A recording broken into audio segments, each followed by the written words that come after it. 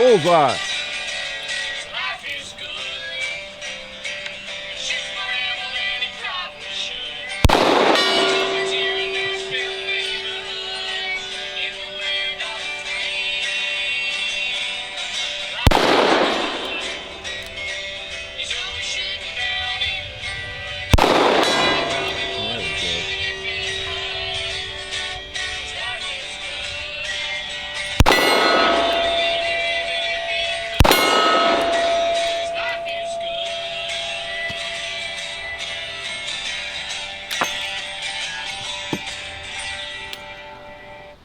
Yes, Hickok 45, your one-legged internet shooting companion, coming to you from the beautiful, beginning to become barren hills of Tennessee. Yes, the home, Dr. Ken Berry. Yeah, all kinds of cool people live right here in my state.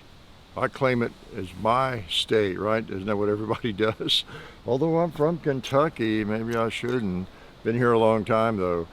Yeah, man, shooting 44 special. Couldn't tell what it is. Was it in the thumbnail, or was another gun I have out here in the thumbnail? I took a little shot of both for the thumbnail. I'll decide what to use later. You already know. Yeah, and I don't. Glad you're here. I got my model of 1950 44 Special Smith & Wesson military. It's called. No adjustable sights. Brought it out once before. It was dirty from use this week, and I thought I'll shoot this again on Sunday, get some more fun with it. Then I have a 10mm out that we will shoot. Yep. So yeah, here I am down here on, I got to this point at least, and eventually I'll get over to give good old Clyde, our resident Bigfoot, some attention. Yeah. But on a 1 3/4, sometimes 2 feet, I don't know. I'll find out really soon this week whether I can go full amount, at least occasionally. Okay, I know I can't just walk to Nashville. Even if it doesn't damage my foot, it's going to hurt, but there's too much use. My foot's not used to being used. I've decided. Kind of overdid it the other day a little bit, I think. It was hurting different places around the bottom, and not from the bones that were broken. I don't think it was just, my foot's not used to having 235 pounds on it, you know, 240 right now, coming down. I gained some weight during my house arrest, and I'm gradually melting that off by getting back to my keto low carb diet. And so anyway, so here I am, 1.5, 1 3/4 leg, whatever. And it's a beautiful day. I think it's the only day it's not going to rain this week. So here I am, and it's about to rain now, and hopefully not while we're recording. I don't want to have to leave you too early. Yeah, I don't want to have to do that. I want to fire both of these firearms. They're a couple of my favorites, and one of them I've just not fired much. I need to shoot some more, sure do. So anyway, yeah, I've got the target up, yeah, back on Sunday, man. Appreciate Davidson's Gallery of Guns, where you get that guaranteed lifetime replacement program. And then, of course, yeah, while you're there, make sure you sign up for the great gun giveaway at Gallery of Guns. And then Silencer Central, wonderful Banish suppressors, got a bunch of them, shoot them a lot, and appreciate their support. Silencer Central. SDI, the Sonoran Desert Institute. Great outfit for distance learning. They do exactly what they say. Check them out. Look at the course offerings. Great guys, great gals. And then Alabama Holster, my favorite little Kydex concealment holster company. Got 2 of them on me right now. One's not, I guess, concealment because it's for my phone. Yeah, it's for my phone. And I don't necessarily have to conceal it, right? So appreciate Alabama Holster. And I don't know, can I shoot this again? Again, the model of 1950, 44 Special, kind of a 4th model, you know, pre-21, pre-model 21. You'll see a video on it, and where I kind of explain a lot of that. On these 44 Specials I'm into now. in a bigger way than I guess ever have been. The Model 24-3 will be posting before too long, and I think I'll talk about a lot of that in various generations of 44 Specials.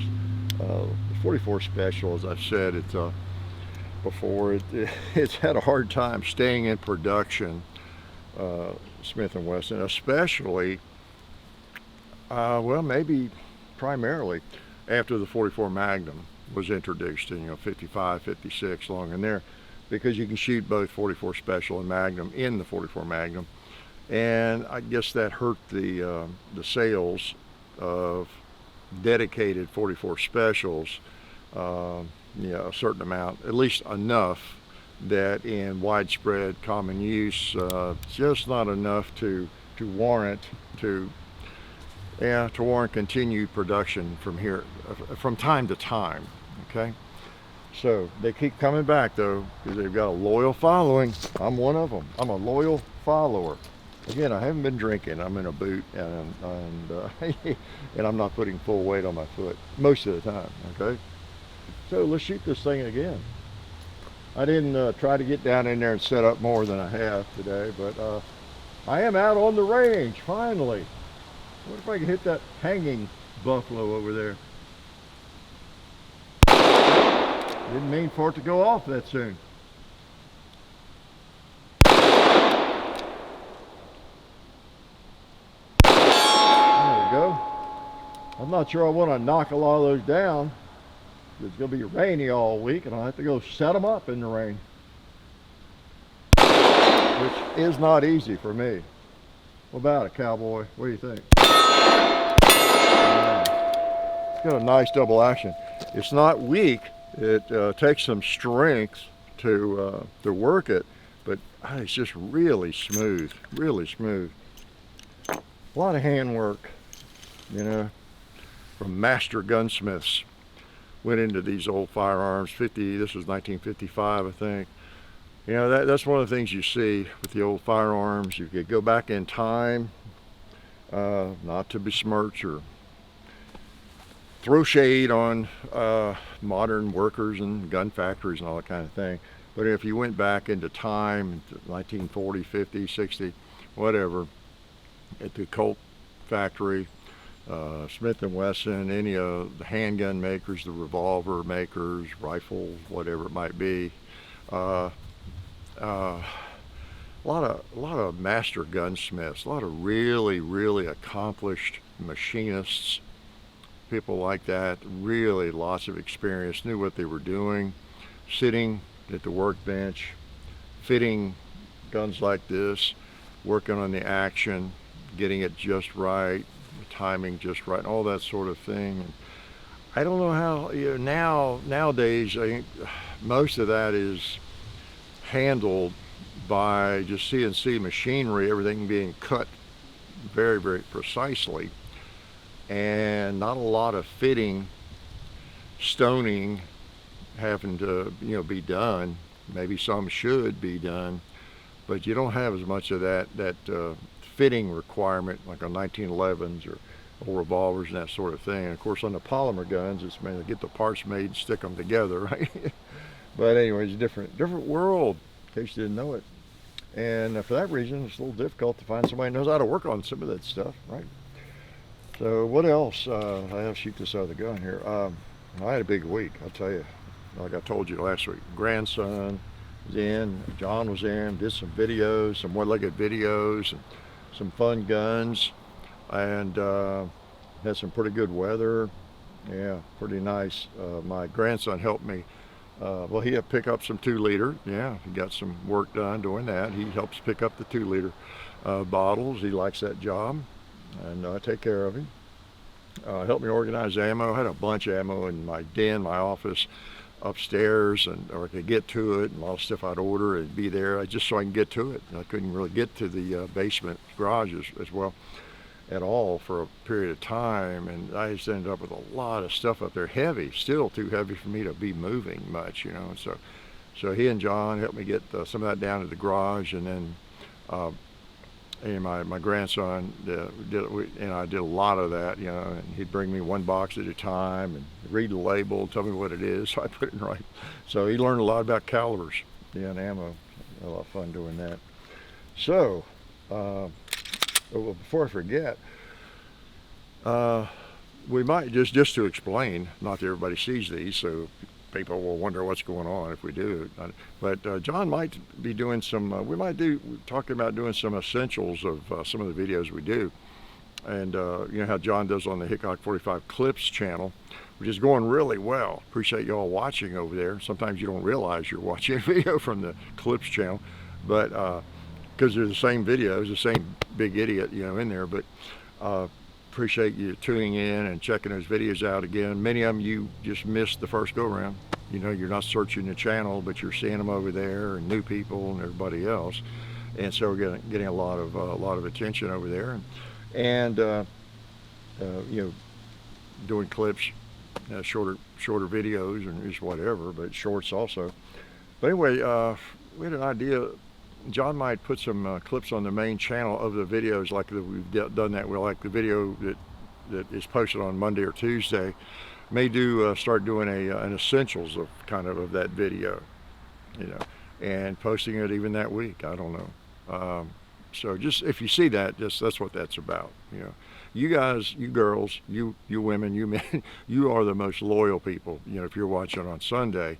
So people who just wander in, you know, for the first time, or they don't really watch many of the videos, but they catch one, and if they're confused or something, you know, it doesn't bother us as much. You know, it's in YouTube, you're going to be confused.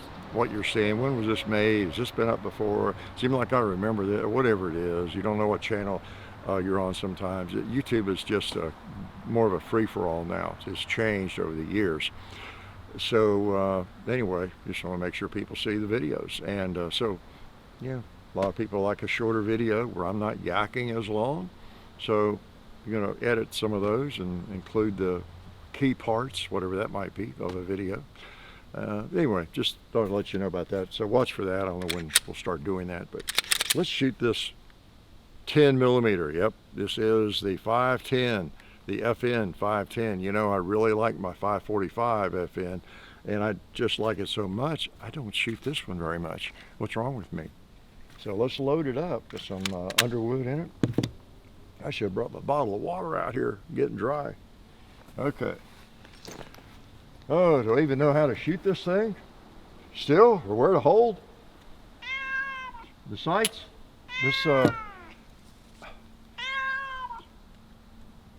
That's my cat trying to call me.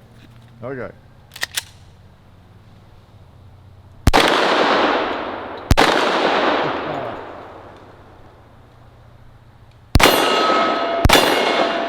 Yeah, 10 millimeter. They get there pretty fast, don't they? Let's see how fast they get to Mr. Gong. If I can stand straight here.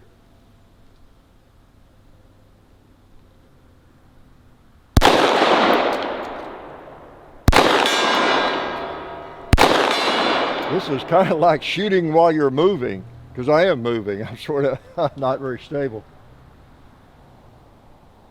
All right.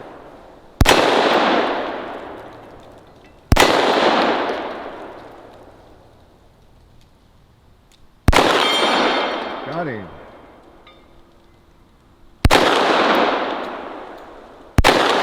This thing's a nice shooter as well.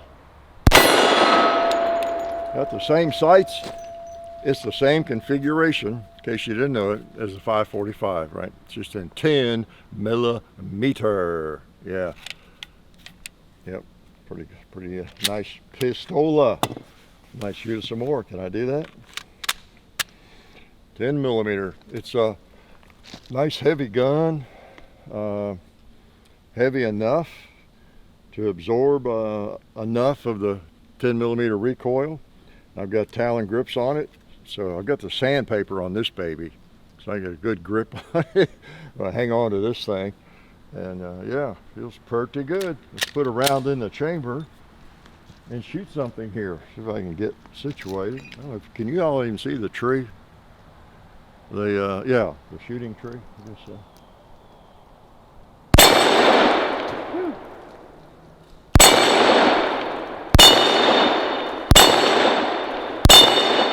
Knocks them around. All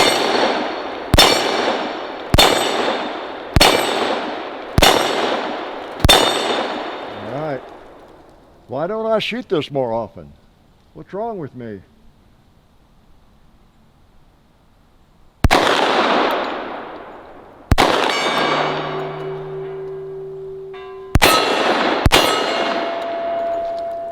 I bet you if you had it, you'd shoot it more often, right? You would not neglect it. You would not be guilty of neglect.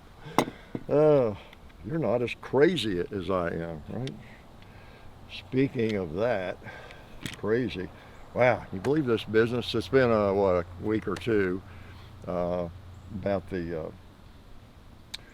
thwarted terrorist attack, Halloween, all that, out of Dearborn, Michigan. What was that sort of the basis setting up there? Part of the goofballs were out of there, I understand, and maybe some affiliation somewhere over on the East Coast, But wow, I'm just continually amazed at. I guess I shouldn't be amazed, but just surprised at the number of people that just don't have a life, and are allowing themselves to become radicalized in some area, and to the point where they do that. Yeah, wow. And as I've said before, I think we all have to be careful of just the bubbles we live in. The algorithm does tend to radicalize all of us to some extent in terms of ladybug by, in terms of narrowing our focus, strengthening our resolve within our own little bubbles and that kind of thing. So it's not that big a step to becoming a little extreme, maybe. We get to thinking we are the only ones who know the answer, and then get, I don't know, violent about it. It's just bizarre, kind of world we live in, isn't it? Can I shoot the revolver again? Oh yeah, one of my favorites.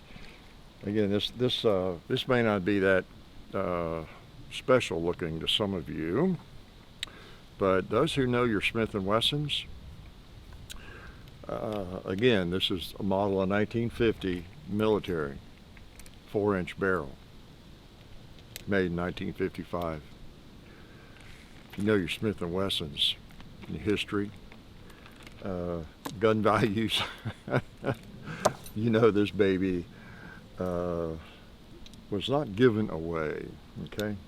I just really like the configuration. As I've said before, I've seen them rarely, and got sticker shock when I saw the price on them, if it was a gun show. And I can really only remember one or two that I saw that I knew I was seeing what it was, because I just wasn't sure for a long time why those things were so pricey. All right, in the military configuration, 4-inch barrel, 44 special. Okay, all right, get my body in a position here with a little bit of stability. Even though I've got that big boot on, it's stable on my ankle, but it's I don't know, it's like a sandal. So it doesn't have a heel on it like a boot. So it's just kind of weird. All right. But I'm just glad to be able to stand a little bit. Man, am I glad.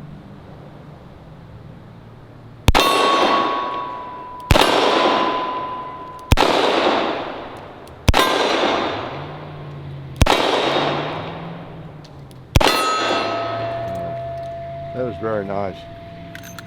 A lot of people wouldn't shoot it, but I will. Life is short, and I like a 4-inch 44 special. I like a 3-inch 44 special. I like a 6-inch 44 special. Yeah, I am not a bigot when it comes to barrel. Yeah, or calibers for the most part. There's not many of them I don't like. There's probably none that I would not enjoy shooting. There are a few I wouldn't necessarily go out and look to buy and to own necessarily. Not because I hate them. It's just I wouldn't shoot that very much. I don't need that. I don't need a whole rifle dedicated to that. you know, just because it's not something I do, or a handgun, whatever it might be. But yeah, like good old pinned and recessed, plus it's a 5-screw model. You got screw at the top of the side plate, then you also have one, it's not scaring anybody, have one in front of the trigger guard there, if you can see that, if it's in focus, yeah, okay. Oh yeah, I was holding probably wrong angle, but there's a screw there that modern Smiths do not have. That doesn't make it better, but it's just a rare vintage. Yeah, Smith & Wesson. Okay, that's pretty cool. Anything else you want to know about? I'm glad I didn't get rained out. Boy, am I glad. Well, like I said, on a leg progress, to update you. Well, yeah, one thing John posted over on the Clips channel was that video I did to announce I'd broken my leg. Remember, I'm sitting on the porch, my leg up, and letting y'all know that was about 11, 12 weeks ago now. No, well, it was after I got back here, but it was still about 11 weeks ago. And after the surgery, still in a splint. And anyway, on the Clips channel, and everything is game, so he pulled out a piece of that. And it's funny, I've noticed so many people didn't know I broke my legs. That's an indicator. And that happens pretty often. I'll see a video over there, and I often don't watch them, but I'll sometimes will. It's an old video I haven't seen for a long time, and I just watch it out of interest, the gun. Certainly not to see my face. And but it's obvious that it's catching a lot of new viewers. It's great. Some of the old content, relatively old content, relatively new content sometimes. So we're just fortunate we have so much content, and we make so many videos that we can spread it around a little bit. So don't be confused. I've explained it to you now. Okay. All right.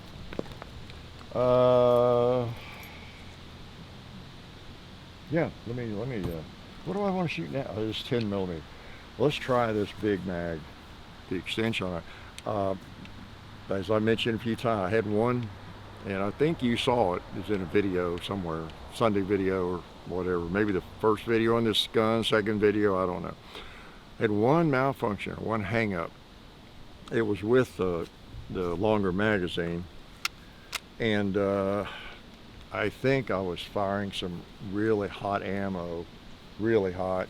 I don't know. I have had that happen, so I'm assuming that might have been what it was. I don't know. Got a different spring with this longer mag, and then when it's hotter, can make a difference. The faster the ammo is, more powerful.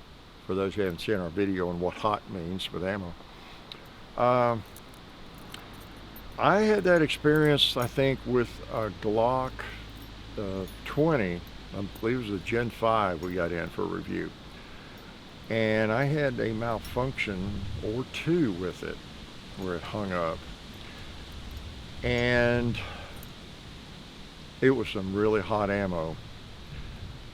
And I don't know, I have a feeling it could have been partly me. I'm not trying to excuse Glock, because I don't fully trust the firearm once I've had a malfunction until it functions properly for a long time. And a Glock can malfunction, it's just you don't see it very often, so it's rare. And I really think, honestly, I didn't have good enough grip on it.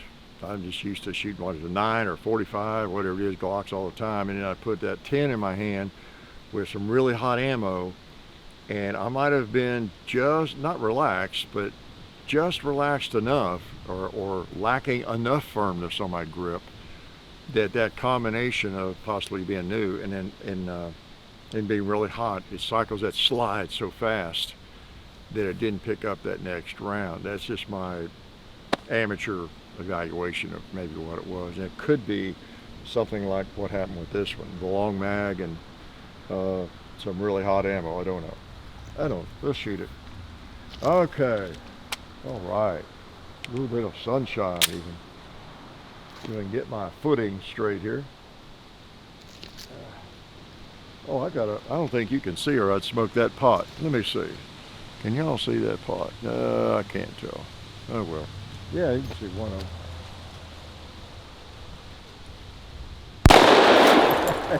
Don't normally smoke pots on a Sunday. All my stuff's blowing away here. Because I just don't take pots and all that, or pots to the other range. All right.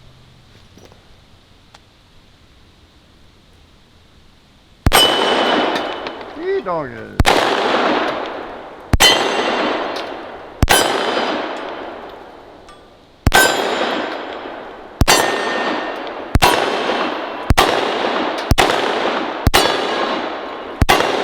Get them dancing.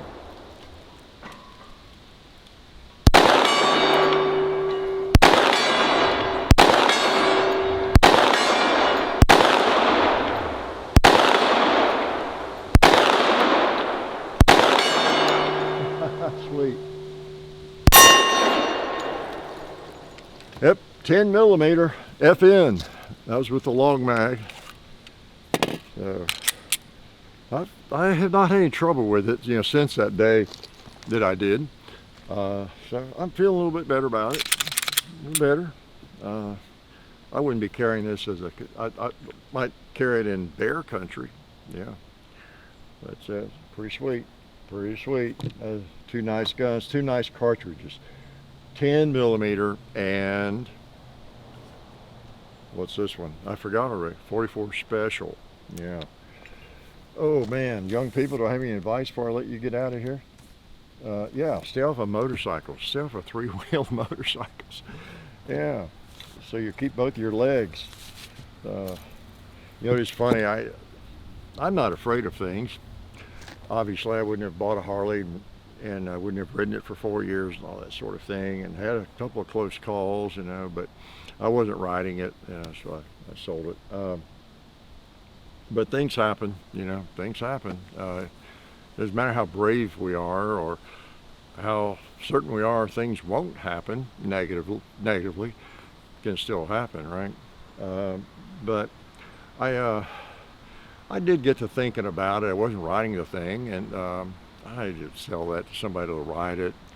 It was a Road King Classic, big old Harley, and you know, where I don't ride it much, I'm more likely to have a problem sometime on the road, and I don't want to end up like this. I don't want to, you know, have a problem, you know, just be in the hospital or be broken up for a period of time. That was my thinking. And I thought, you know, it was fun at times, but I won't miss it much at all. And I think that's when I splurged. I said, I'm just gonna, instead of having this Harley, and of course I had a nice payment for it, you know, when the guy paid me for it. And I just, you know, I think I'll just start shopping around for a car. I think I was due to maybe trade cars or something. And what was I driving? The Ridgeline, I guess, at the time. And I wanted to kind of make that just my truck, have a truck, a separate car. And you know, that's when I bought my first Denali. You know, really nice vehicle, Yukon Denali, if you're familiar with them. Nice and roomy for me, and all the bells and whistles. And that was sort of compensation for selling my Harley. Just, you know, you got a toy, a really nice toy. You're not, obviously it wasn't too nice, or I wouldn't have let it go. In that sense, it wasn't a beloved toy, or I would have hung on to it, bought another one, I don't know, a new one or something. But I said, I need to let that go. And I like vehicles. I've never been a big car guy, but I think I'll just take this opportunity to buy a really nice car, some kind, whatever, you know. And so I started shopping around for that.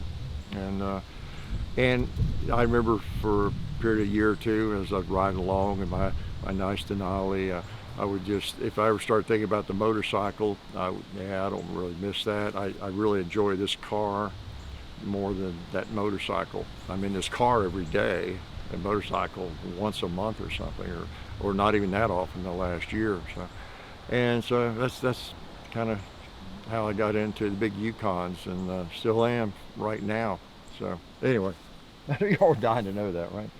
So, yeah, one thing I was going to say to young people, I know a lot of people pop in. I see comments sometimes. Well, I don't shoot. I don't own any guns, but I like watching these guns or whatever. You shoot these guns and that kind of thing. Even though you might be watching and you're not a gun person, you don't have any firearms. Well, everybody doesn't have to be into firearms like I am and some of my friends and a lot of people that do YouTube videos. It doesn't have to be your thing. Don't let me talk you into something just because you think these are looking cool. Maybe you're not. You might not be. Oh, I don't know. Suited to be into firearms, and maybe you're a bull in a china shop. You're not safe enough. Maybe you would not be safe enough. I don't know. Maybe you really wouldn't like the recoil at all. You absolutely don't have a place where you could shoot, and maybe it's not even legal in your country. I don't know. So, I mean, you don't have to take up the hobby just because you watch our videos, of course. Need I tell you that? You know, I watch things sometimes that, I don't know, maybe a beekeeping video or what else was I going to mention? Oh gosh. Well, I see interesting videos about certain tools, how they're used and what they'll do and all that kind of thing. And we know we all get interested in watching things on YouTube, shorts or long videos, whatever. It doesn't mean we're destined to do that or buy that tool or become a gun nut, you know, like me or something. So, you know, it's fun. I enjoy it, but you might not. The motorcycle is what reminded me of that. You know, John had a motorcycle, and I had ridden it. And I'd ridden a big scooter or two up in Indiana when I was a teenager. My cousin had, and that was always fun. Gosh, I'm surprised I didn't get killed on that. But the way we'd ride those. But these were like little Harleys. They were like not the scooter you think of. So yeah, it was like fun, but you know, again, I wasn't really cut out to be a motorcyclist. It's okay, but I could do without it, with it or without it. You know, and that's probably the way a lot of you are, some of you with firearms, you know. So, and I do other things besides shoot, of course. I can't talk about them. No. So I'll shoot one more time here, and I'll probably let you go. What do you want me to? Can I shoot this beautiful revolver? 44 special. One more round. 6 more times, right? It's blowing away. So it's good to be back out here on the range. I can't guarantee I will always be out here. I have learned that I can set up and do this from the front porch. And even if my leg is fine, I might do that sometime. If the weather's bad or it's yicky, muddy, you know, or whatever. So I reserve that right to do it from the porch. Not because I am a one-legged man in 6 months, but I'm just in the mood to shoot from the porch. How's that? Yeah. So we might do that. And again, I'll be finding out here pretty soon how my leg is healing this week later. And I'll let you know. I'll let you know. You might see me running up the hill over there with a gong on my back. Yeah, that's going to be a while. I do believe. All right. 44 special out of my model of 1950 military. Oh, yeah. Oh, I forgot my Ballistol and Talon grips. You know, I showed you some Talon grips. I appreciate Ballistol helping us out. Let's shoot Ballistol from an angle here. Yeah, best gun lubricant out there.